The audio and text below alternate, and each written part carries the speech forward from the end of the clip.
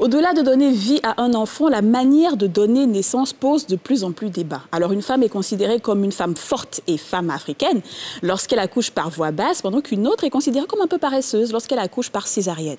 C'est un débat qui pourrait sembler stérile, mais qui mine nos sociétés au point de nous faire des choix ou prendre des décisions risquées pour notre santé. Accouchement par voie basse ou accouchement par césarienne, c'est le sujet de ce tout nouveau numéro des Femmes d'ici sur NCI. Asseyez-vous confortablement, on démarre tout de suite.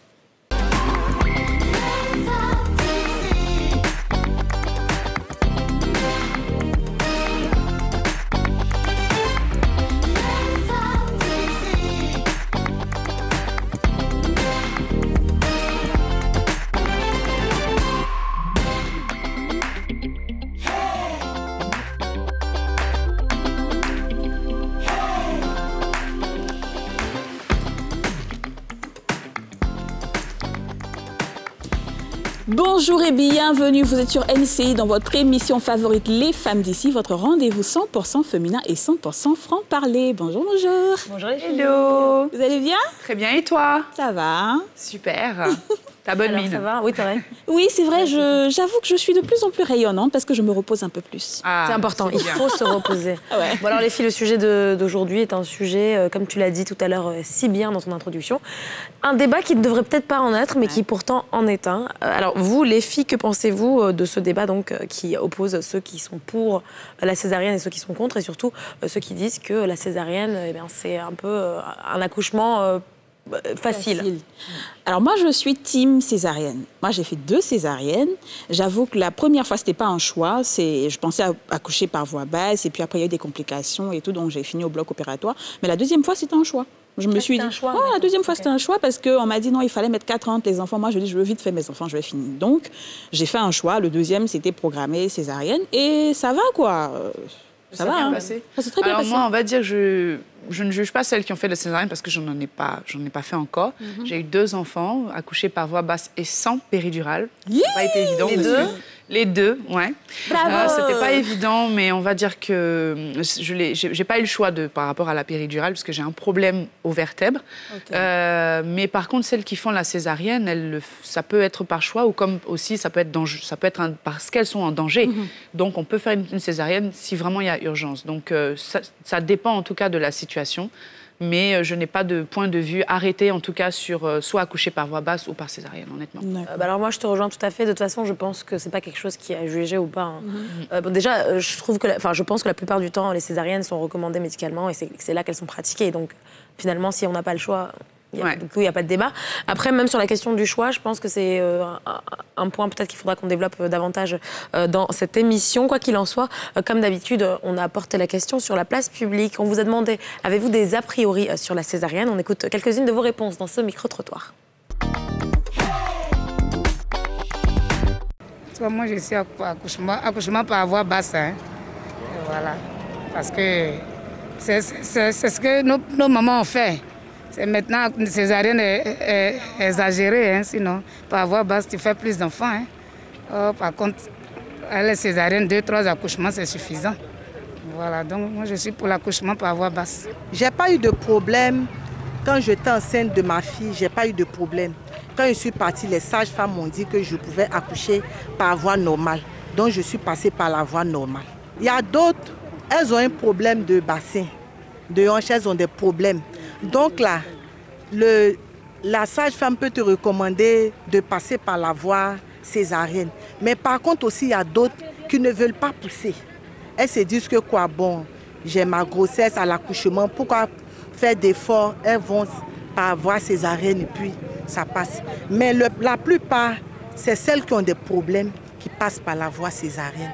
Quand tu n'as pas de problème, il est recommandé de passer par la voie basse. Moi, la césarienne, là, me fait peur. Il vient d'accoucher il y a 3 jours. Il a accouché, ça fait 3 jours. Il m'avait proposé la césarienne, mais vraiment, ça m'a fait peur. Donc, j'ai refusé. Sinon, les médecins ont insisté, mais il y avait trop peur de ça. Donc, ça, bon, par la grâce de Dieu, ça s'est bien passé. Alors moi, je pense qu'elle a eu de la chance d'avoir refusé ce que les médecins ont dit et elle a pu accoucher normalement parce qu'elle aurait pu y passer. Je connais des personnes qui ont perdu le bébé Et c'est fini en césarienne. C'est-à-dire, non seulement elle a refusé, l'enfant est décédé dans le ventre, mais en plus, là, ils ont fait césarienne pour enlever. C'était nécessaire. Donc, c'était obligatoire. Non, mais c'est vrai que ne pas écouter les recommandations du médecin comme ça, moi, c'est quelque chose que... C'est vraiment, je pense, un manque d'éducation, peut-être, d'information. Je ne sais pas ce que c'est, mais en tout cas, c'est vraiment problématique. Il y a une mauvaise image, en fait, de la césarienne qu'il faut, comme on dit, déstigmatiser. Et c'est bien qu'on commence là. On va déconstruire. Ça fait partie, des questions que je vais poser tout à l'heure. Et on va déconstruire, justement, avec nos invités. Nous avons un gynécologue, Dr Hugues Abbé, gynécologue, Mélissa Koulibaly, blogueuse maman, et Michel Gondo-Kwame. Ils vont nous rejoindre sur ce plateau. Bonjour, bonjour. Bienvenue. Comment allez-vous? Super bien. Merci d'être venu. Merci d'avoir accepté notre invitation. Merci beaucoup d'être avec nous. On va parler donc de ce débat qui oppose quelque part les personnes qui sont pro césarienne ou qui ne sont pas contre du moins, et ceux qui sont vraiment complètement contre. Mais juste avant d'entrer dans le vif du sujet, je vous propose de regarder un reportage sur les tenants et les aboutissants de ce débat, justement, à savoir la voix basse ou la césarienne. Le récit de Chèque Bleu. Voix basse ou césarienne, deux modes d'enfantement différents pour un seul et même objectif. Et si ces façons d'accoucher conduisent dans les meilleurs des cas au même résultat, leur perception par la société, elle, diffère. En Côte d'Ivoire, malgré l'évolution de la médecine, les femmes qui subissent une césarienne sont sujettes à une certaine stigmatisation, jugées moins méritantes que celles qui accouchent par voix basse. Un débat vide de sens toutefois pour Michel, sage-femme. C'est un débat qui n'a pas lieu d'être. Je pense que c'est le poids de la société. Le poids, la façon de voir les choses en Afrique, il faut toujours beaucoup souffrir pour montrer qu'on est femme, pour montrer qu'on est digne. Pourtant, je suis désolée, mais autant on souffre pour la voix basse, autant on souffre pour la césarienne. Donc la qualité de mère ou bien la capacité à être une bonne mère ne se mesure pas au mode d'accouchement. Donc pour moi, c'est un débat qui n'a pas lieu d'être. Les femmes n'ont pas à se lancer des pics. Ah, moi je l'ai eu par césarienne, moi je l'ai eu par voix basse. Le plus important, c'est qu'on donne toute la vie. Tout accouchement est risqué, même si la césarienne, intervention chirurgicale périlleuse, présente des risques particuliers. L'OMS recommande de ne pratiquer la césarienne que lorsqu'il y a des raisons médicales de le faire. Donc l'OMS vraiment ne recommande pas les césariennes par convenance. Parce que beaucoup de femmes, par peur de la douleur, on ne va pas leur lancer la pierre. Parce que ça peut être un événement traumatique qu'elles ont vécu. Ça peut être une situation, le fait qu'elles n'arrivent pas à supporter la douleur et qu'elles ne sont pas accompagnées, qu'elles ne sont pas soutenues, vont tout de suite se tourner vers la césarienne et dire « moi je ne veux pas accoucher par voie basse ». Certaines aussi parce qu'elles veulent garder l'intégrité peut-être de leur périnée, du vagin, avoir des rapports sexuels toujours agréables, vont se dire on griffe, et bien si j'accouche par voie basse, je risque de ne plus avoir de vie sexuelle. Et tout de suite elles vont pencher vers la césarienne, mais il n'en est rien, c'est au praticien, à l'obstétricien d'expliquer à la femme que l'accouchement par voie basse ne dérange en rien la vie sexuelle après. Et même s'il y avait des accidents, des traumatismes que ça arrivait, il y a des solutions pour permettre d'avoir une vie sexuelle adéquate. Les douleurs et la peur de perdre la vie en couche poussent certaines femmes à opter sans hésiter pour la césarienne. Un choix de convenance personnelle décrié par les spécialistes et pour cause, les césariennes par conviction présenteraient un taux de mortalité supérieur à celui des accouchements dits classiques. Oui, on a eu des cas comme ça où, à bout de souffrance, parce que le travail est douloureux, vous savez, chaque femme a un rapport particulier à la douleur. Bon, il y en a qui ne supportent pas du tout la douleur des contractions et qui finissent par crier qu'elles n'en peuvent plus, elles n'en peuvent plus, je veux aller au bloc, je n'en peux plus, appeler le médecin, je veux aller au bloc. Et puis voilà, on appelle le médecin. Dans certains cas, il réussit à la rassurer, à rajuster les choses. Dans d'autres cas, quand elle ne veut pas du tout et qu'elle ne peut pas, elle s'agite, eh bien, on est bien obligé de l'envoyer au bloc. Selon les statistiques, en 2018, 3,1% des accouchements en Côte d'Ivoire se sont faits par césarienne. Alors, on vous a entendu dans ce reportage, Michel Gondo-Kwame, vous avez dit, pour reprendre vos mots, c'est un débat qui n'a pas lieu d'être. Oui. Alors, on a une blogueuse maternité qui est avec nous, donc je vais vous poser la question et voir si vous partagez le point de vue de D'accord, moi je suis d'avis avec Gondo, c'est un débat qui n'a pas lieu d'être, franchement. Et comme moi je vois sur les réseaux sociaux, dans les groupes, les mamans se lancent des pics, franchement, je trouve que c'est un débat qui n'a vraiment, mais vraiment pas lieu d'être. Et comme elle le disait, le plus important, c'est qu'on donne la vie. Parce qu'on fait 9 mois ensemble, que ce soit césarisé ou par voie basse, on fait 9 mois ensemble, on a les mêmes bobos, on vit les mêmes choses, seulement que voilà, c'est différentes manières d'accoucher. tout simplement. Alors, est-ce que ça ne vient pas plutôt de la douleur? Parce qu'on acclame les femmes qui accouchent par voie basse parce qu'elles souffrent, comme elle l'a dit. Mais est-ce qu'en fait, et là, je m'adresse aussi aux médecins, est-ce qu'en fait, ce n'est pas les mêmes douleurs? Parce qu'il y a des douleurs aussi après la césarienne. Bon, le médecin, lui, n'a pas accouché pour savoir la douleur, mais il sait que c'est qui fait la douleur dedans. Alors, moi, pour avoir fait 3 bébés, je peux dire que autant les grossesses ne se ressemblent pas, autant les accouchements ne se ressemblent pas. C'est différent en fait. Même les douleurs, c'est différent. Donc, pour le premier, ça a été douloureux. Bon, c'était une première fois, c'était douloureux, mais rapide. Le deuxième, c'était très douloureux et très long. La troisième, c'était gérable et ça a été court. C'est toujours différent. C'est différent, en fait. Le premier et tout. Bon, je pense pas, sinon je pense qu'au deuxième, j'allais gérer, mais là, je n'arrivais pas à gérer. Et arrivé un moment, comme elle le dit, je voulais aller au bloc, au fait. Mais après, heureusement, celle qui est venue après m'a dit non, tu peux accoucher. Alors, elle m'a rassurée, elle m'a dit que je pouvais, et puis bon, voilà. Et vous, docteur, vous pensez que la souffrance, c'est un peu la même? Dans le cas de l'accouchement par voie basse, la souffrance, c'est pendant. Parce qu'on passe quand même 6-8 heures à faire un travail.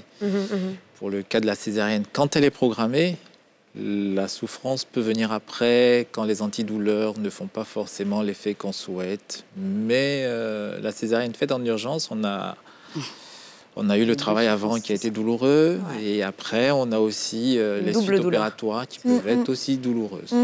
Alors justement, on a vu dans le micro-trottoir tout à l'heure qu'il y avait une dame qui refusait de se faire d'accoucher par césarienne, parce que je pense qu'il y a des préjugés, il y a une stigmatisation de cette méthode. Est-ce que vous pensez que c'est parce qu'il n'y a pas, on va dire, un manque? Est-ce qu'il y a un manque d'information de cette pratique pour que des femmes, justement, prennent le risque aujourd'hui de refuser, au risque de leur vie, de faire une césarienne? Oui, comme pour tout projet de soins, quand votre patient n'adhère pas ou n'a pas compris le bien fondé de ce que vous lui proposez, il y aura du refus. C'est à l'équipe médicale, obstétricien, sage-femme, de trouver les mots et pour convaincre la femme du bien fondé du projet thérapeutique. Donc, il y a des césariennes qui sont absolument incontournables. Je pense que l'équipe, dans le cadre du micro-trottoir, avait jugé qu'il était préférable pour elle d'accoucher par voie basse, par césarienne, plutôt que de tenter une voie basse. Bon, il se trouve que les événements ont peut-être, j'allais dire, contredit l'équipe, mais tous les accouchements par voie basse ne sont pas forcément impossibles. Voilà, des fois, on conseille que l'accouchement se fasse par césarienne parce qu'il y a moins de risques pour l'enfant et pour la mère à faire la césarienne. Si la femme refuse complètement d'aller par césarienne, vous êtes obligé d'aller contre? Est-ce que la loi vous autorise à aller contre justement sa décision, ou vous êtes obligé de suivre son accord? Là, on a 2 options. Oui. Il faut absolument convaincre la personne que ce qu'on a proposé, c'est dans son intérêt vital et celui de son enfant. À force d'avoir, si on échoue, il y a aussi l'entourage, il y a le père, il y a la mère à qui on peut parler, qui vont avoir une influence sur la concernée. On peut comprendre que dans les douleurs de l'accouchement, avec tout le stress, elle puisse perdre un petit peu contact avec la réalité et puis s'obstiner. Mais si on a échoué à convaincre la personne, à ce moment-là, on est obligé, à ce moment-là, de demander aux patients qu'on a échoué à convaincre, de sortir ou on n'assume pas les conséquences de ce qui pourrait arriver. Mais bon, la négociation, la persuasion, voilà, on finit toujours par y arriver. Ça peut être efficace. Voilà. Alors, Michel, vous êtes en tant que sage-femme en contact avec des femmes donc, qui sont bientôt à terme et qui vont accoucher. Et en tant que femme, j'imagine que vous avez des conversations qui sont peut-être plus intimes. Quand elles parlent de peur, les femmes, peur de la césarienne, de quelle peur parlent-elles, à part de la douleur? Pas que de la douleur. Déjà, le fait que ce soit une intervention chirurgicale. Donc, on dit c'est une opération, une greffe. Donc, tout de suite, déjà, l'opération, c'est... Ça fait peur. Le fait de devoir aller au bloc, d'imaginer qu'on va vous couper et tout ça. Elles ont très, très peur déjà de ça. Donc, ça fait qu'elles sont carrément bloquées. C'est quelque chose, ça ne passe pas dans leur tête. Elles se disent non. Elles insistent, non, il faut que ce soit la voie basse, absolument. Ouais. Voilà. Donc ça, c'est la principale... Oui, c'est la peur principale, le fait que ce soit une intervention chirurgicale. Alors, le but final de l'accouchement, c'est l'enfant. Est-ce qu'il y a un réel impact sur les enfants? C'est-à-dire si un enfant qui vient par voie basse ou un enfant qui vient par césarienne. Je prends un exemple, par exemple, quand on accouche par voie basse, tout de suite, on peut mettre l'enfant sur la peau pour avoir le contact peau à peau, ce qui est très bien pour l'enfant et tout. Mais quand tu accouches par césarienne, on te montre ton enfant peut-être 2 ou 3 jours après. Moi, je me souviens, mon premier enfant me l'a montré 3 jours après, mais le deuxième, on me l'a montré juste un peu, parce que c'est Dr Abbé qui l'a fait. On me l'a montré là, mais après, j'ai pas pu le prendre, le serrer dans ma main et tout ça. Ça dépend des cas, Kadi. Mais moi, justement, donc je veux dire, est-ce qu'il y a un impact sur l'enfant, en fait? Ouais. Alors, avec une césarienne, effectivement, avec une voix basse, dès qu'on a le bébé, on l'accueille, on le pose sur la mère pour le pot à pot. Mais avec la césarienne, aujourd'hui, avec l'anesthésie, le co-régional, on va vous montrer le bébé. C'est vrai, vous ne pouvez pas faire le pot à pot. Peut-être le père ou quelqu'un d'autre va le récupérer pour le pot à pot. Mais il ne faut pas oublier aussi qu'on doit prendre soin de la mère qui est encore sur la table d'opération. C'est vrai, le lien d'attachement peut se faire un peu plus tard. Mais on est toujours dans le fait que la césarienne, on ne l'a fait pas par convenance. On l'a faite parce qu'on n'avait pas le choix, parce que la voix basse se montrait impossible ou représentait de gros risques pour la mère ou le bébé. Donc c'est surtout ça qu'il faut garder en tête. Mais après, le lien d'attachement vient toujours, même 3 jours après. Est-ce que vous n'avez pas une relation particulière avec votre Si, mais en bébé? fait, c'est ce que les gens disent, que quand l'enfant naît par césarienne, soit il sera asthmatique, soit il aura ci, il y a toujours quelque chose. Il y a des préjugés. Le docteur dit. Bon, maintenant, cela dit, c'est vrai, je veux dire, le contact immédiat juste après la naissance, si la situation le permet, c'est-à-dire que si l'enfant n'est pas en détresse, si la maman n'est pas en détresse, etc., on peut prendre le temps, même 1 minute juste après la césarienne, avant que le bébé ne parte à la nurserie avec la sage-femme, on peut poser le bébé sur la joue ou la poitrine de la maman, le temps que ce petit contact immédiat se fasse juste après la naissance, avant de partir en maternité. On arrive à le faire vraiment quand il n'y a pas de danger, ni pour le bébé, ni pour la maman. Même en cas de césarienne. Ça peut se faire. Okay. Alors, docteur, selon une revue de santé qui s'appelle The Lancet Global Health, le taux de mortalité maternelle après une césarienne en Afrique serait 50 fois plus élevé que celui des pays riches, entre guillemets. Ces chiffres sont assez, quand même, ils font un petit peu peur. Est-ce qu'on a un problème en termes de compétences pour l'exécution d'une intervention chirurgicale comme la césarienne? Non, ce n'est pas un problème de compétences, bien évidemment. C'est surtout un problème de conditions dans lesquelles sont réalisées ces césariennes. Dans nos pays, les césariennes, surtout faites en urgence, sont réalisées souvent un peu tard. On va prendre juste l'exemple pratique d'ici. Vous êtes dans une localité où le premier centre de santé, il est à 10 km et il n'y a pas de voie praticable pour y aller. D'accord. Donc la sage-femme de la localité ayant fait ce qu'elle pouvait et il s'avère que vous ne pouvez pas accoucher par voie basse, elle décide de vous évacuer au centre le plus proche, qui est à 10 km comme j'ai dit, et où il n'y a pas de transport pour y arriver. Donc vous verrez que cette femme il y aura déjà un retard déjà à l'admission de cette femme dans le 10 centre de santé, ce qui va multiplier les risques que l'intervention chirurgicale se fasse dans les meilleures conditions et va gréver aussi le pronostic de réussite de cette intervention chirurgicale. L'enfant aura déjà beaucoup souffert, il n'est pas évident qu'on puisse le récupérer et le fait qu'elle ait déjà passé beaucoup de temps pour arriver au centre va faire en sorte que les suites de cette opération seront beaucoup plus difficiles et vont augmenter vraiment le taux de complications. Est-ce un problème principalement dans les zones rurales? Dans les zones urbaines, ça va? Dans les zones rurales, oui. Dans les zones urbaines aussi, du fait que quelquefois, même sur Abidjan, des centres de santé sont déjà submergés. Ouais. Un parcours de soins d'une femme en travail pour avoir une césarienne au bout peut s'avérer compliqué, effectivement. D'accord.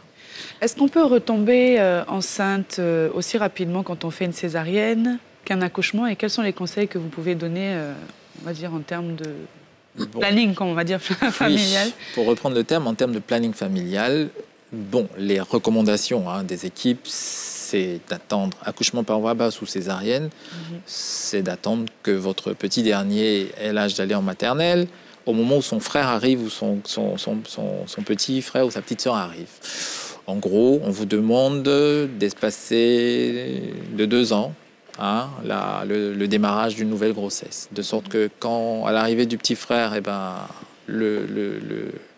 l'aîné entre déjà en maternelle, ça vous facilite un petit peu la vie en termes de disponibilité pour celui qui arrive, pour votre carrière professionnelle éventuellement.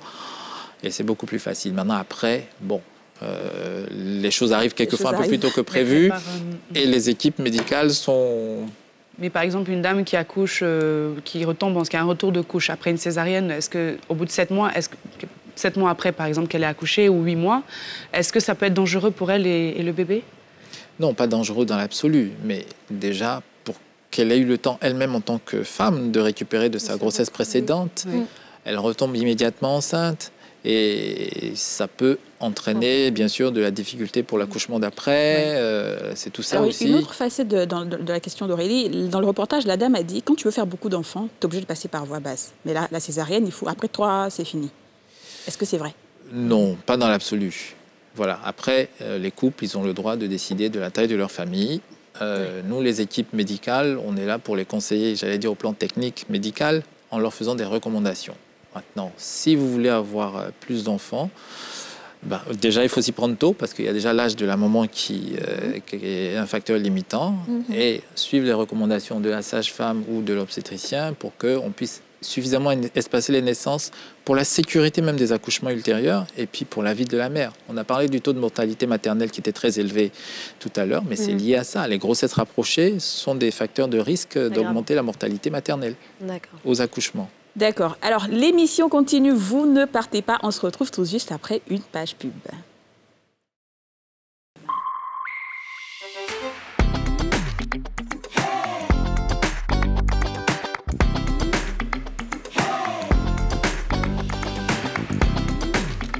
Bonjour et bienvenue si vous nous rejoignez sur le plateau des Femmes d'ici. On s'intéresse à l'accouchement par voie basse ou par césarienne. C'est l'éternel débat. Mais aussi la question du choix. Faut-il faire une césarienne par convenance, comme on l'appelle? Et je vais vous retourner la question à vous, en tant que blogueuse maman. Est-ce que vous vous êtes déjà posé la question de faire une césarienne, même si vous n'en avez pas forcément besoin, sans qu'elle soit indiquée? Non, pas forcément. Au fait, on a une petite histoire ensemble. C'est intéressant, allez-y, partagez-la. Alors, ma dernière grossesse, j'ai eu un souci où la petite avait son cordon autour du cou.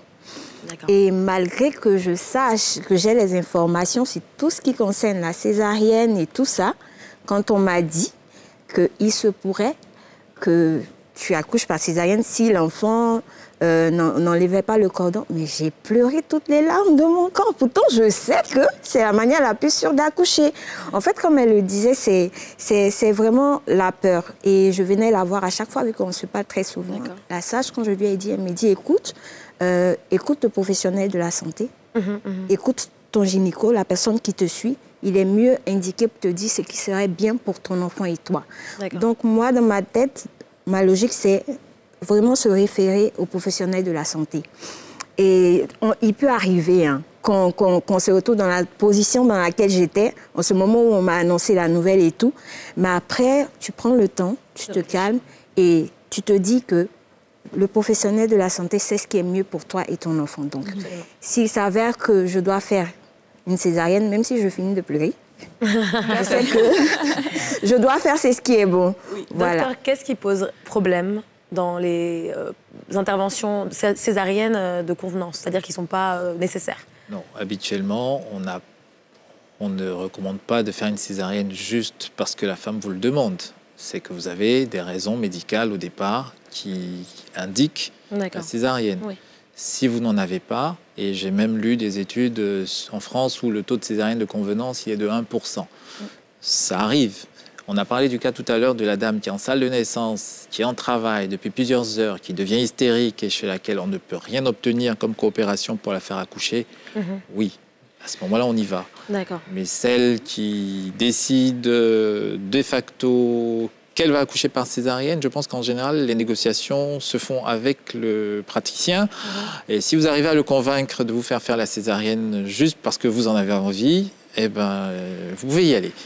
Mais pourquoi? Mais qu'est-ce qui pose problème si jamais je veux une césarienne, comme c'est le cas de Kazi d'ailleurs? Oui, non, parce que pas. parce que j'ai C'est quoi le risque en fait? Parce que j'ai pas respecté en fait ce qu'on m'avait dit. On m'avait dit qu'il fallait mettre au moins 4 ans entre les enfants. Moi, je n'ai pas envie de mettre 4 ans entre mes enfants. Donc, j'ai fait juste 2 ans. Et donc, je me suis dit, non, il n'y a pas de convenance, puisqu'il y a une raison. Le fait que l'accouchement précédent par césarienne se soit fait depuis peu de temps. Il y a une raison. Et le médecin, il a cette raison-là pour vous faire la césarienne, parce qu'il sait que l'intervalle entre la naissance précédente et celle-ci est très court. Donc, votre utérus est fragile, on ne va pas lui imposer un travail. Donc, on recommande la césarienne. Fort heureusement pour la concernée, puisque c'était son choix de toute façon, mais il y a une raison médicale à la base. D'accord. Voilà. Maintenant, la question de savoir pourquoi, si je veux une césarienne, on ne peut pas me la faire. Voilà. Oui, parce qu'une césarienne demeure quand même une intervention chirurgicale. Il n'y a pas de risque zéro. Et vraiment, si elle n'est pas absolument nécessaire, on ne vous la propose pas. D'accord. Alors, je vous mets dans le cas de certaines femmes qui, un petit peu comme moi, ont des problèmes de dos dus effectivement à des accouchements ou à des grossesses, Ces dames-là qui se retrouvent dans une situation où elles sont malheureusement obligées d'accoucher par césarienne. Elles n'ont pas accès à la péridurale.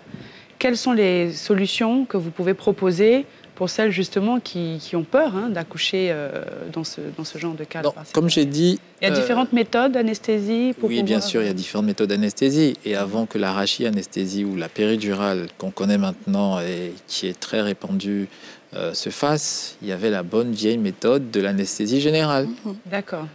Quand on ne peut pas vous faire d'anesthésie loco-régionale ou de rachianesthésie, à ce moment-là, on est obligé de refaire une anesthésie générale. Mais rassurez-vous, les produits d'anesthésie maintenant sont très légers et ils permettent qu'on extrait l'enfant le plus rapidement possible sans que ça impacte sur lui son état de santé. Et en général, avant même ou à peine après la fin de la césarienne, qui sur des équipes entraînées dure entre 30 et 45 minutes, vous êtes déjà réveillé. Donc, alors, la sage, je vais vous poser une question. Vous allez nous dire ce que les médecins ne nous disent jamais. D'accord? Est-ce que vous n'avez pas... Parce que c'est vrai que maintenant, il y a une volonté en Afrique de faire beaucoup de césariennes, parce qu'avant, il n'y avait pas beaucoup de césariennes qui se faisaient. On a vu qu'il y avait les politiques avaient vraiment voulu encourager la césarienne. Mais on a l'impression que les médecins maintenant font tout le temps les césariennes. Il y a même des assurances que moi je connais, maladies, qui ne prennent en charge que les césariennes. C'est-à-dire par voie basse, ils ne prennent pas. Vous n'avez pas l'impression que finalement, ça a un effet un peu côté argent, parce que ça coûte cher et tout ça? C'est rentable, beaucoup plus rentable pour les médecins. Non, j'ai juste l'impression que maintenant, on ne veut plus prendre de risques. C'est surtout ça. Et j'ai beaucoup réfléchi. On fait beaucoup cette comparaison. Avant, nos mamans, elles n'accouchaient pas par césarienne. Au village, on n'accouche pas par césarienne. Mais quand je regarde le style de vie des femmes au village pendant la grossesse, elles sont actives. Il y a une activité physique régulière, donc qui permet de mener la grossesse en toute bonne santé et qui va même... Il y a des études qui ont montré qu'être active pendant la grossesse permet de réduire le temps de travail, ça facilite l'accouchement. Donc, dans ces cas-là, on ne va pas beaucoup voir de césarienne et c'est toujours ces comparaisons-là qu'on va faire. Au village, on ne fait pas, mais en ville, on fait. En ville, pourquoi on est sédentaire? Quand on est enceinte, on est enceinte. Quand on sort, c'est pour aller au travail. Et même le marché, ça devient compliqué. Donc, on est sédentaire pendant toute la grossesse. On fait ce qu'il ne faut pas faire, on mange ce qu'il ne faut pas. On prend beaucoup de poids pendant la grossesse. On a beaucoup le risque de macrosomie fœtale est accru. Attendez. Donc, nous, en tant que praticiens, on veut que le taux de mortalité baisse. Qu'est-ce qu'on fait? Dès qu'il y a un risque, si on se rend compte que l'accouchement par voie basse est beaucoup plus risqué que la césarienne, eh bien, le médecin ou la sage-femme va vous orienter vers le médecin pour poser l'indication de césarienne. Donc, ce n'est pas qu'on fait beaucoup plus de césarienne, c'est juste qu'on ne veut plus prendre de risques. Il s'agit de 2 vies, donc notre rôle, c'est d'en prendre soin. Voilà. D'accord, mais il n'y a pas un risque de dérive, ceci dit, de dérive quand il y a des politiques volontaristes, justement, de la césarienne? Ce que je dis toujours à en avoir trop à mes patientes, si vous n'avez pas confiance au médecin à qui vous parlez, vous avez toujours le droit de prendre un second avis. Vous pouvez toujours prendre un second avis. Un médecin peut vous tromper, peut-être, mais 2. L'erreur est... Moi, je me souviens quand j'étais enceinte, il y avait un obstacle prévia, donc le médecin m'avait dit, vous ne pourrez pas avoir de voix basse. Qu'est-ce que c'est si c'est pas... Alors, moi, je me suis retrouvée avec pour dire en termes, des fibromes qui obstruaient l'entrée de l'utérus. Donc, bébé n'allait pas pouvoir sortir. Donc, quand le médecin m'a dit, j'ai dit non, c'est pas possible. Vous voyez, moi, femme enceinte en train de jeûner. À l'époque, je n'étais pas encore sage-femme. Non, je ne peux pas accoucher par césarienne. Je vivais ça comme un échec. Ouais. Ah ouais? Oui, et avec le soutien de mon entourage, c'est pas possible, ça n'aura pas lieu. Et on a jeûné, on a prié, on a tout fait. Même enceinte. Mais il est arrivé par césarienne. il est arrivé par césarienne de justesse. J'aurais pu le perdre. C'est vrai. Vous comprenez, il y a vraiment un poids social. Il faut que les gens arrêtent de penser qu'on veut se faire de l'argent là-dessus. C'est votre... Je suis trop d'accord avec vous. C'est votre santé maman, quand qui j'ai accouché compte. par la césarienne la première fois, elle appelle tout le monde. Kadi a fait opération. Kadi a fait césarienne. J'avais pas eu confiance. Le monsieur qui m'a dit ça, le médecin qui m'a dit ça, j'ai dit, oh non, celui-là, c'était à l'intérieur. Il n'a pas bien vu. Je suis venue sur Abidjan faire une consultation. On m'a dit pareil. La même chose. D'accord. On m'a dit la même chose. Je dis, bon, là, franchement, le jeune, là, je sais pas à quoi ça a servi. Mais finalement, j'ai eu la césarienne et j'ai eu un enfant en bonne santé. Aujourd'hui, je me rends compte que j'ai eu de la chance parce que je me serais plongée dans un travail long avec un obstacle prévia. Mais l'enfant allait venir en souffrance, peut-être avec un abga. Il ne serait pas venu Vraiment, du tout. il ne serait pas ce qu'il est aujourd'hui. C'est une question un peu générale, hein, docteur, mais lors d'un accouchement par voie basse, à partir de quel moment vous décidez que la maman est en danger?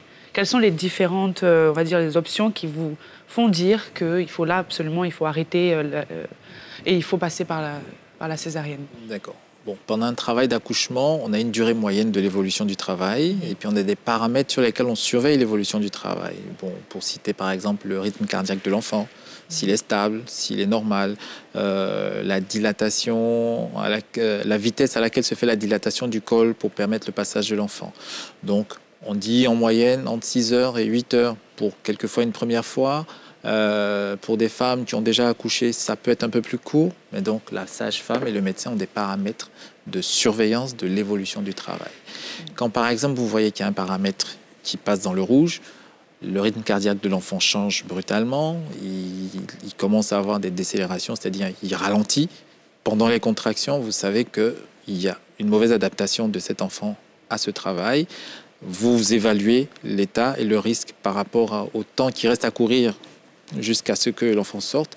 Et puis, si c'est trop long, si les signes de danger sont trop présents, vous décidez. Vous changez d'option et on décide de faire la césarienne. Et le risque d'hémorragie par rapport à un accouchement normal et l'accouchement par voie basse, par césarienne? On part du principe qu'une césarienne, c'est une intervention chirurgicale dont les temps sont maîtrisés par des équipes entraînées avec des procédures bien maîtrisées. Et quelquefois, un accouchement par césarienne est beaucoup plus prudent et beaucoup plus sûr qu'un accouchement par voie basse qui serait hasardeux. Et on vient d'avoir l'exemple qu'a cité la sage-femme présente sur le plateau. Donc, c'est tout ça. Donc, on est en temps d'adaptation permanente quand on surveille un travail d'accouchement. Et les décisions peuvent se prendre d'une minute à l'autre en fonction de la situation.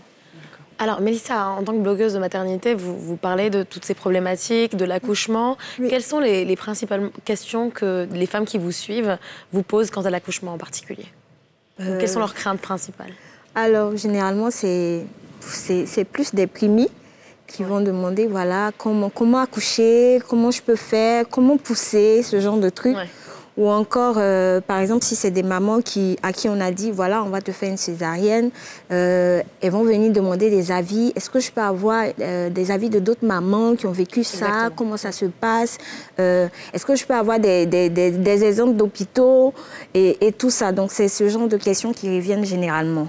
Et après, derrière, je ne vais pas dire qu'il y a un suivi en tant que tel, mais bon, j'essaie vraiment de ma position de les rassurer, de leur dire, bon voilà, écoute, c'est pas parce que tu vas accoucher par césarienne que tu n'es pas une maman, une vraie maman en fait. Que ce soit césarienne ou voie basse, nous sommes pareils. Et ton enfant va t'aimer pareil que celle qui a accouché par voie basse et tout ça. Donc après, elles essaient de... Voilà. Donc il y a une question aussi qui revient souvent, c'est que quand tu accouches par voie basse, tu peux facilement reprendre ton corps après. C'est-à-dire avoir un ventre plat, le ventre revient parce que tu attaches ton ventre, comme on dit.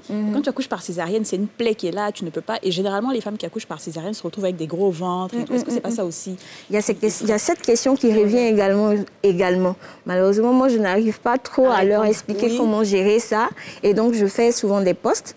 Et bon, voilà, des mamans qui ont accouché par césarienne, voilà, et viennent donner leur Parce que reprendre sa forme après l'accouchement, tout est une question d'hygiène de vie. Vraiment, on ne va pas s'apesantir là-dessus et puis porter son choix, refuser une césarienne, parce qu'on a des femmes qui refusent la césarienne et qui nous arrivent trop tard. On prend tout le temps de leur expliquer les risques d'un accouchement par voie basse. Et elles sont malignes. Si elles ont déjà eu des enfants, elles savent quand le travail commence. Elles restent bien à la maison et se disent, je vais arriver quand c'est déjà bien avancé. Là, elles n'auront pas le choix. Et pourtant, dans bien des cas, ça finit mal. Ça, c'est mettre sa vie Ça en finit danger. mal. Donc, il faut surtout pas le faire. Avoir une bonne hygiène de vie après l'accouchement, il faut permettre de perdre les kilos de la grossesse. On ne peut pas accoucher, manger du foutou sauce graine matin, du foutou sauce graine à midi, du riz et sauce vraiment, et puis vouloir perdre du ventre ou les kilos. Parce qu'on pense que c'est manger beaucoup qui va faire que la lactation va se mettre en route. Pourtant, ça n'a rien à voir. Comme je le dis aux mamans que je reçois, médicaments de lait, c'est tété. Donc, plus vous allaitez votre enfant, eh bien, plus vous produisez le lait. Parce que c'est les mouvements de succion du bébé qui font produire la lactation. Donc, c'est comme ça. Donc, je suis d'accord avec la sage-femme, mais il y a aussi le poids de la culture, les traditions locales. La jeune accouchée, elle doit être nourrie, elle doit être chouchoutée par sa maman. C'est vrai. Et elle doit se ménager, elle ne doit pas trop bouger. Elle ne doit pas trop bouger, de sorte que l'embonpoint, les kilos, les jeunes mamans, j'allais dire africaines, ivoiriennes, elles perdent pas vite les kilos. Surtout chez les accountants, tu n'as pas le droit d'être mince qu'on vient te voir. Exactement. On ne pas dire que tu es mal nourri, on ne s'occupe pas de toi et tout ça. Je pense qu'il faut aussi reformater les us et coutumes locales pour que, la volonté des mamans de revenir, j'allais dire... Et puis chacune son rythme, il ne faut pas s'imposer de pression. On va dire, moi j'ai eu 2 enfants, j'ai un petit peu grossi, j'ai remaigri, j'ai regrossi, mais c'est une question de rythme. Il faut vraiment pas se mettre la pression. Et je préfère le dire en même temps parce que je fais partie justement de ce genre de personnes qui depuis que j'ai accouché mon dernier, j'ai eu un petit peu de mal à perdre du poids, mais en même temps ça ne me dérange pas plus que ça parce que je fais les choses, comme on dit, à mon rythme, sans stress. Du moment qu'on est à l'aise avec soi-même et que le bébé et que l'enfant grandit bien, on souffle et on se repose et ensuite on reprend les activités. Voilà, soyons indulgentes avec nous-mêmes. C'est surtout ça que d'accord. Moi, je suis d'accord avec elle. Merci. Merci beaucoup en tout cas à tous les 3 d'avoir participé à cette émission et d'avoir partagé donc votre expérience, vos témoignages et vos éclairages d'experts. Merci en tout cas. Et surtout, merci à vous, mais surtout ne bougez pas. On continue notre émission dans quelques instants. Ce sera juste après une courte page de pub. À tout de suite.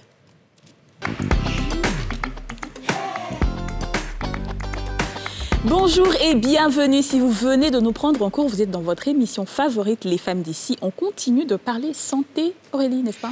Eh oui, savons-nous réellement comment prendre soin de nos dents? Nous en parlons tout de suite dans la rubrique Au Top Santé avec notre dentiste Natacha Kra.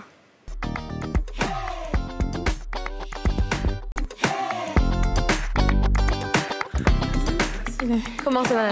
Ça va bien. Ça va bien? Oui, ça va. Alors, la santé bucco-dentaire, c'est plein de choses à la fois, mais on sait que la base, c'est quand même le brossage de dents. Si, tout à fait. Est-ce qu'on se brosse les dents correctement, à votre avis? Bon, la question est vraiment... D'accord. Est-ce qu'on se brosse correctement les dents? Je dirais non. Voilà. Je dirais non parce qu'en pratique quotidienne, ce qu'on a constaté, c'est que la majorité, sinon pratiquement 100% de la population, je vais vraiment extrapoler, peut-être 90% comme ça, les gens ont tendance à se brosser au réveil. Dès que je me réveille, je prends l'habitude de me brosser. Ensuite, je prends mon petit déjeuner et puis je vais à mes occupations. C'est vraiment ce qu'il ne faut pas faire. Ah, voilà. D'accord, très bien. Ce qu'il faut faire, plutôt, la bonne attitude, ce serait, quand on se lève le matin, on prend son petit déjeuner. Ensuite, on va se brosser les dents. Ah, d'accord, ok. Voilà, donc il y a vraiment les moments déjà du brossage qui ne sont pas corrects. Donc, se brosser après le repas, le matin, comme je l'ai dit, et puis le soir au coucher. Juste avant d'aller au lit, on se brosse. Quand on se brosse pour le coucher, on ne mange pas après, on ne grignote rien. Voilà. Est-ce qu'il y a des aliments qui agressent un peu la laine, les dents, la bouche, en fait? Pratiquement, les aliments sucrés. Voilà. Plus l'alimentation est sucrée, plus on a tendance à développer des caries dentaires. Mais ce n'est pas pour autant qu'on va empêcher les enfants de prendre des bonbons et autres. Il faut juste limiter la consommation d'aliments sucrés. Mais si on a la bonne habitude de se brosser après avoir mangé, donc il faut éviter aussi les grignotages. Voilà, il faut éviter les grignotages et prendre la bonne attitude de se brosser juste après les repas. Et si on a ces bons réflexes-là, voilà, Alors, je connais des gens qui ont l'émail des dents qui deviennent, on va dire, transparents, c'est-à-dire ça s'affaiblit au fil du temps. C'est dû à quoi? La vieillesse, l'hygiène de vie? Qu'est-ce qui fait ça? Et quelles sont les solutions que vous proposez dans votre cabinet? Notre cabinet, l'émail. Il faut dire que l'émail est censé être le tissu, le plus dur de l'organisme. Il est même plus dur que les os. Ah, ça. Mais il arrive parfois que chez certaines personnes, l'émail est beaucoup plus fragile. C'est dû à des facteurs héréditaires, des pathologies générales, des diabétiques par exemple. Voilà. Il y a certaines pathologies générales qui vont avoir une influence directe sur la formation même des dents. Donc chez ces patients, chez ces sujets, l'émail aura effectivement une composition beaucoup plus fragile que les autres. Pour pallier à ce problème, ce serait déjà dès la plus jeune adolescence, quand on est enfant, quand on est très jeune, prendre des comprimés fluorés. Voilà. Il faut apporter du fluor. Voilà, dès le début, dès la formation des dents, comme ça, au fur et à mesure, l'émail va se solidifier et puis devenir beaucoup plus résistant. Et pour les vieux? Alors, pour les vieux, malheureusement, c'est physiologique. Voilà, c'est physiologique. On ne peut pas venir remédier à ce problème-là. Il faut juste qu'ils maintiennent l'hygiène. Mais c'est comme les dents, c'est comme des machines. Voilà. Plus on les utilise, plus elles vont s'user avec le temps. Voilà. Elles vieillissent aussi. Voilà, elles vieillissent. Alors, on entend souvent, et en tout cas, je l'ai lu, que le brossage en lui-même ne suffit pas et qu'il faut aussi utiliser le fil dentaire. Et même qu'il faut l'utiliser quotidiennement. Oui. Alors, je sais que les dentistes diffèrent sur la question, mais j'aimerais bien que vous nous donniez votre réponse à vous. Bon. Ce qui est recommandé par l'Organisation mondiale de la santé, moi je vais vous donner ce qui est recommandé, puis les divergences, bon. C'est chaque dentiste qui voit. Le brossage en lui-même, seul, ne suffit pas. Voilà. Il faut ajouter au brossage l'utilisation quotidienne, surtout les soirs. Voilà. Il faut utiliser le fil interdentaire les soirs avant de se coucher. Parce que vous allez remarquer que les dents, il y a des personnes qui ont les dents très serrées. Et donc, le brossage, la brosse à dents ne pourra pas entrer dans ces zones-là pour éliminer tous les résidus alimentaires qu'on aura. Donc, le fil dentaire va venir apporter un additif pour éliminer tous les résidus qui sont restés entre les dents. À côté des fils interdentaires qu'on connaît, il y a les brossettes interdentaires pour les personnes qui ont des espaces beaucoup plus larges.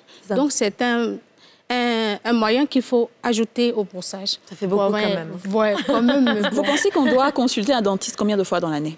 La fréquence régulière, c'est 2 fois. Dans l'année? Oui, dans l'année, c'est suffisant. D'accord. C'est pour le nettoyage et le détartrage ou c'est 2 choses différentes? Comment ça se passe?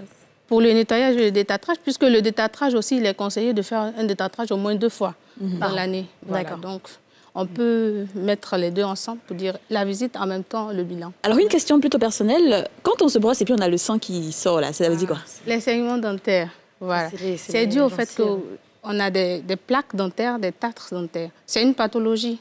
Voilà. Le saignement, il témoigne en fait de la présence d'une maladie parodontale. D'accord. Donc, il faut consulter le dentiste. C'est lui qui sera à même de trouver les solutions en fonction du cas présent. Et pour ceux qui ont des caries vraiment assez prononcées, parce que on a eu ça, enfin, j'ai connu et j'ai vécu aussi d'avoir des dents dévitalisées. Mais on sait qu'en zone rurale, c'est pas évident d'avoir ce type de pratique. Donc, qu'est-ce que vous pouvez proposer à la place d'une dévitalisation? À la place d'une dévitalisation, ce qui revient souvent, puisque l'accès même aux soins dentaires, aux soins bucco-dentaires en Côte d'Ivoire, c'est pas accessible à tout le monde. Donc, dans ces zones rurales où on n'a pas la possibilité, et puis même quand on est un dentiste dans ces zones, on n'a pas le plateau technique, voilà, pour dévitaliser une dent. Donc, en général, ce que nous, les dentistes, nous faisons, c'est d'extraire ces dents. C'est vraiment dommage, mais c'est la solution la plus extrême. Radicale, mais on n'a pas vraiment le choix parce que la carie va continuer de progresser et puis créer des conséquences qui seront beaucoup plus graves pour le patient. Donc, on va extraire simplement ces dents. Alors, pour venir à la question un petit peu de l'accès et peut-être même des moyens, alors quand on n'a pas forcément les moyens de s'acheter une brosse à dents tous les mois ou tous les 2 mois comme il le faut, est-ce que les méthodes un peu plus traditionnelles ou naturelles fonctionnent aussi bien que les brosses à dents, par exemple le charbon ou le cure-dent, le bâton comme traditionnel là qu'on utilise dans les cure-dents gourou. Voilà. Je ne suis pas trop d'accord avec le fait de... Je me dis qu'une brosse à dents, C'est ce qu'il y a de plus... 100 francs. Ouais. Les tubes de pâte dentifrice, il y en a même en sachet, c'est 100 francs. C'est pas cher. C'est accessible. D'accord. Maintenant, à côté de ça, on ne va pas bannir du revers de la main les méthodes de nos ancêtres. Voilà, parce que le cure-dent, il a été utilisé depuis des millénaires. Voilà. Maintenant, le cure-dent, ce qui fait le problème un peu, c'est la force qu'on met. Parce que le brossage dentaire, on ne prend pas... C'est pas le fait de brosser fortement, c'est parce qu'il nettoie en fait les dents. Voilà. Alors qu'avec le cure-dent... Non, c'est que ça. Tu brosses. Voilà, il y a des méthodes. Voilà. On n'a pas les bonnes méthodes. Ouais. Avec le cure-dent, ce qu'on fait habituellement, on va frotter fort et de manière très désorganisée. Voilà. Et puis, le type de bois même qu'on utilise. Il y a des filaments adaptés. Nos parents, là, eux, ils savaient quel type on doit prendre pour se brosser. Mais maintenant, nous, on prend un peu de tout. Et donc, ces bâtonnets-là sont trop durs. C'est vraiment trop dur. Donc, ça va créer des abrasions sur les dents, des déchaussements. Ouais. Vous voyez, les déchaussements, on remarque que la gencive avait une certaine hauteur au niveau de la dent, ça descend. Et par la suite, les dents vont devenir mobiles.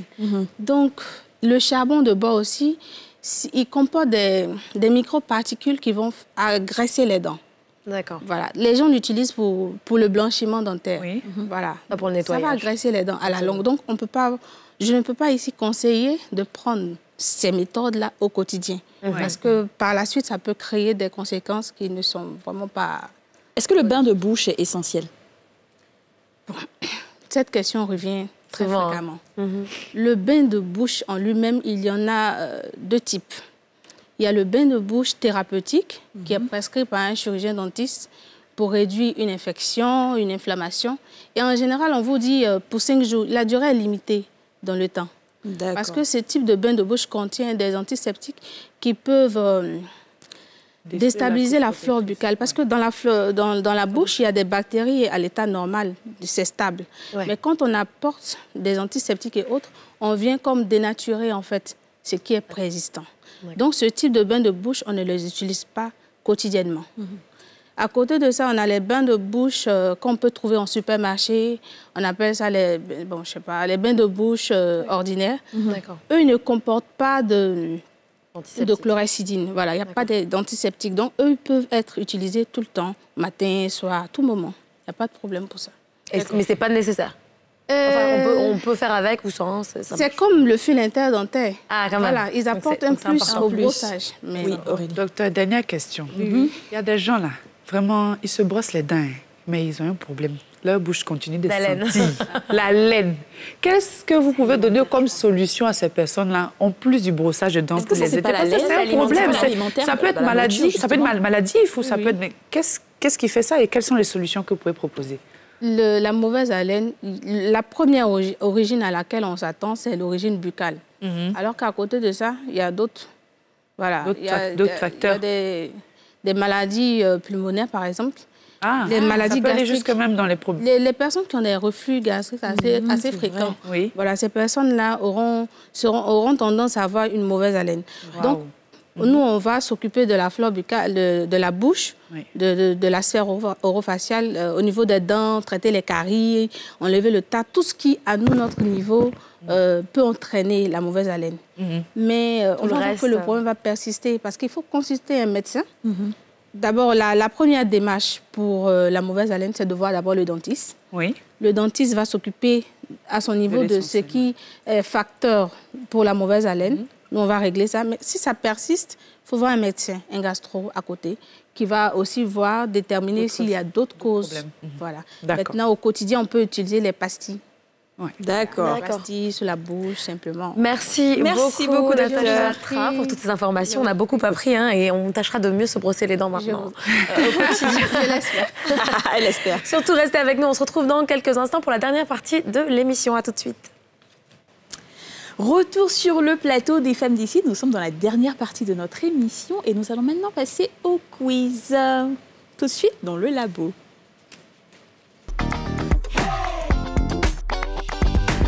Alors les filles, aujourd'hui on va faire un quiz sur l'accouchement. D'accord ? Je pense que tout le monde connaît un peu, hein, même si tu n'as... Même Anan... moi, j'ai pas encore accouché, mais un minimum. Voilà, il y a des choses qui sont assez basiques. D'accord. De toute façon, les filles, là, sont grandes, là. Les questions sont dures aussi. Elles sont compliquées. Allez, c'est parti. Alors, la césarienne se fait obligatoirement sous anesthésie générale. Vrai ou faux? Faux. Parce qu'il me semble que tout à l'heure, notre docteur nous disait qu'il y avait différents types d'anesthésie, n'est-ce pas? Soit péridurale, soit générale, soit... Je reprends. La césarienne se fait obligatoirement sous anesthésie générale. Faux. C'est pour ça que j'ai dit faux, non? Parce que tu peux la faire sous anesthésie... locale. Enfin, je veux dire... locale ou générale? Et c'était faux, effectivement, parce que l'anesthésie, c'est une sous-péridurale ou une rachianesthésie qui est faite avec juste la partie inférieure de ton corps. D'accord. Oui, bon, les termes, bon. Voilà. Donc, justement, il a dit ça tout à l'heure, la rachianesthésie, pour celles qui ne savent pas, moi d'ailleurs, je ne sais pas, parce que je n'ai pas fait de césarienne, c'est quoi? C'est une anesthésie au niveau du ventre, c'est ça? C'est à partir de là que tu sens rien. Voilà, c'est juste d'accord, ok. Donc, pour celles qui... il y a l'option. Il y a cette option-là, d'accord. C'est ça. Alors, la délivrance survient dans la demi-heure suivant l'accouchement. Non, je pense que juste après l'accouchement, dès que le bébé sort, c'est la délivrance. Non, dès que le bébé sort, c'est pas la délivrance, il y a la sortie du placenta. Et oui, il y a la sortie du placenta aussi, après effectivement. Le placenta, c'est ça, la délivrance. C'est la délivrance. Ah ouais, parce que moi, je peux te dire que dès que l'enfant il est sorti, pour moi, j'ai été délivrée. Hein. Franchement, oui.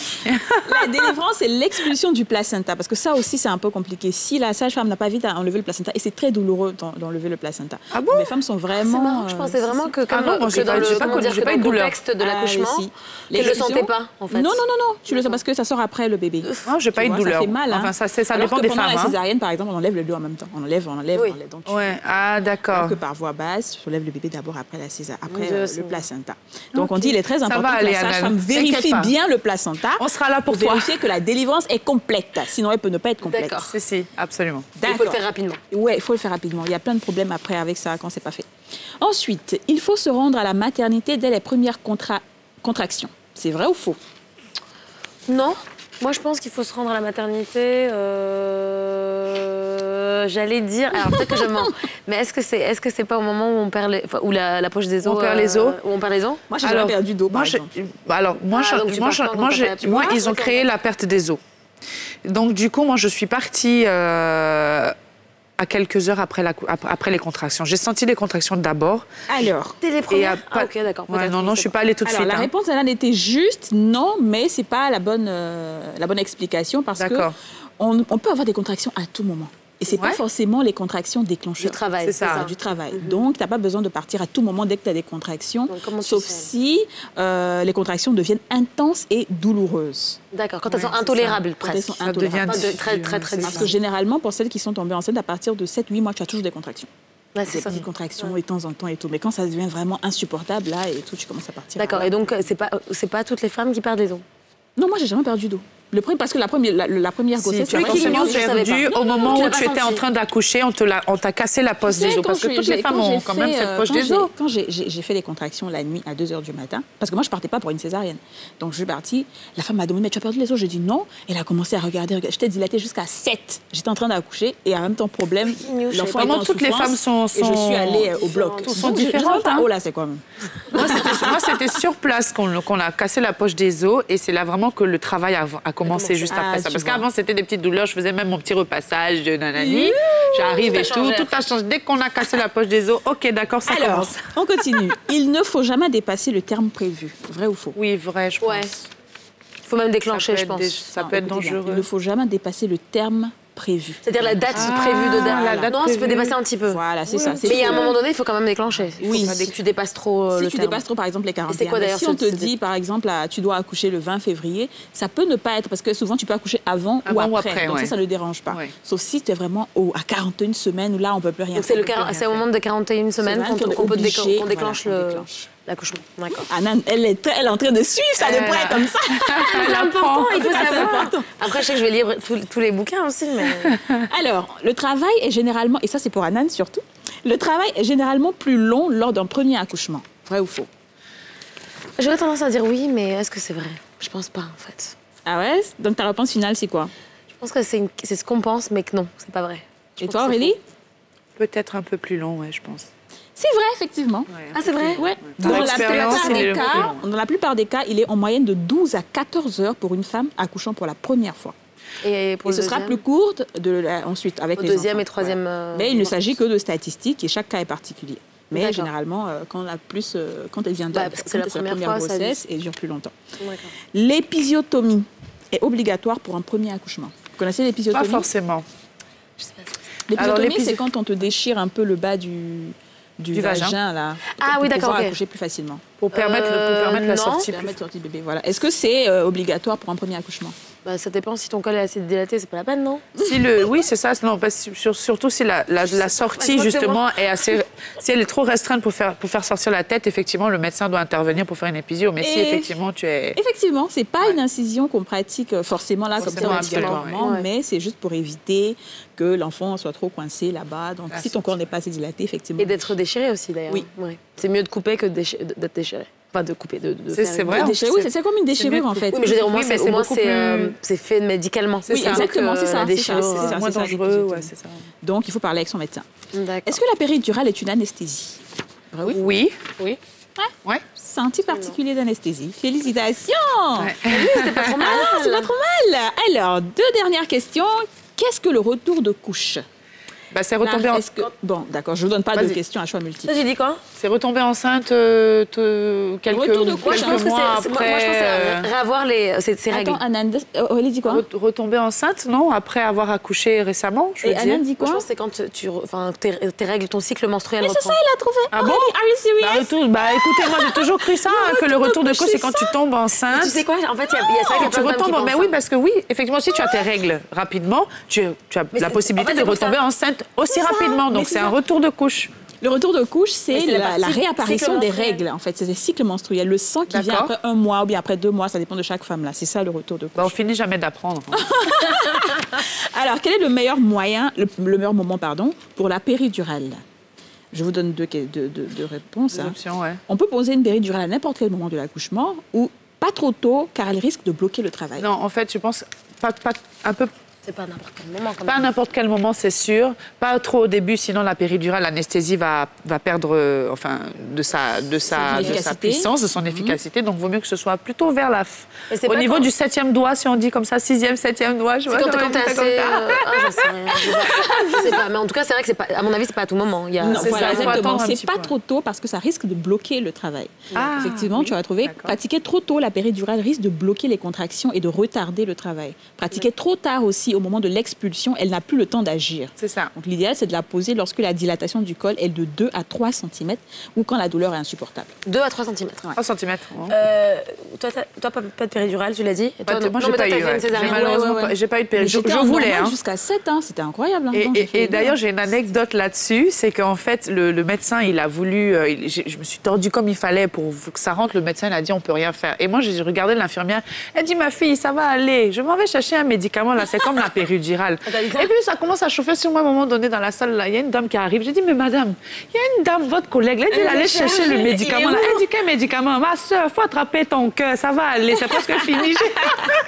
Alors qu'elle t'avait arnaqué. Elle m'avait arnaqué. La force de tenir, en fait. Alors, quels sont les inconvénients de la péridurale?